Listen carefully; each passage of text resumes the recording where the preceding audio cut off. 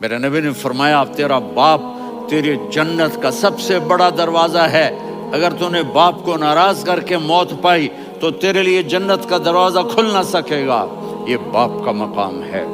پھر آپ نے 11 شادیاں کی، کیوں کی؟ سنو حدیث، ما تزوجت وما زوجت الا بوحی من السماء نزل به جبریل، کہ میرے ساتھیوں سنو، اللہ کی قسم میں نے کوئی شادی اپنی مرضی سے نہیں کی، میرے اللہ نے فرمایا یہاں کرو، میں نے کی۔ میں نے اپنی بیٹی وہاں دی جہاں میرے اللہ نے فرمایا۔ تو اتنی شادیاں کیوں کی ہیں؟ ہمیں گھر کی زندگی سمجھانے کے لیے۔ میری بات غور سے سنو، دنیا کا سب سے بڑا رشتہ خاوند اور بیوی ہے، سب سے مقدس رشتہ ماں باپ ہے، لیکن سب سے بڑا رشتہ خاوند اور بیوی ہے۔ جب یہ ٹوٹ جاتا ہے تو پوری نسل برباد ہو جاتی ہے۔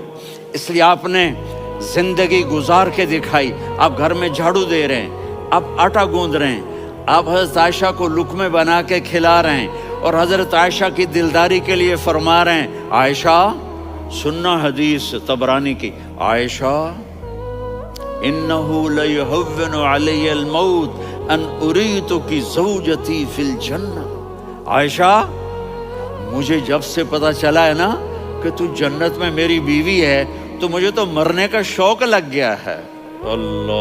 اللہ کی قسم ہمیں سکھانے کے لیے تھا۔ جس نے اللہ کو دیکھ لیا ہو اسے عورت کی کیا خواہش رہ جاتی ہے۔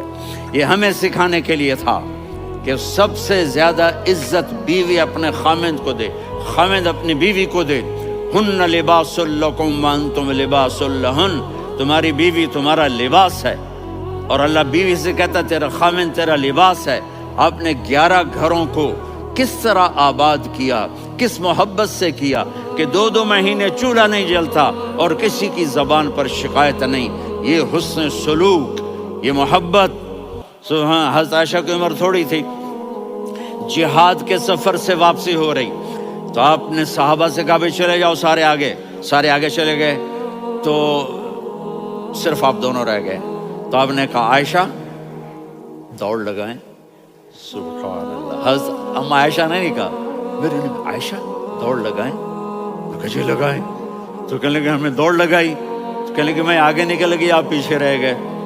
چند سال گزرے تو پھر ہم جہاد کے سفر سے آ رہے تھے، تو آپ نے کہا صحابہ سے جاؤ بھی چلے جاؤ، آگے آگے آگے آگے، وہ غائب ہو گئے۔ پھر آپ نے کہا عائشہ دوڑ لگائیں، تو میں نے کہا جی لگائیں۔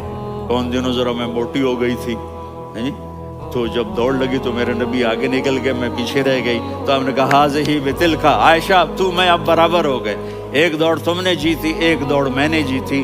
یہ ہمیں گھر کی زندگی سکھانے کے لیے تھا کہ گھر میں بیوی کے ساتھ کیسا ہونا چاہیے۔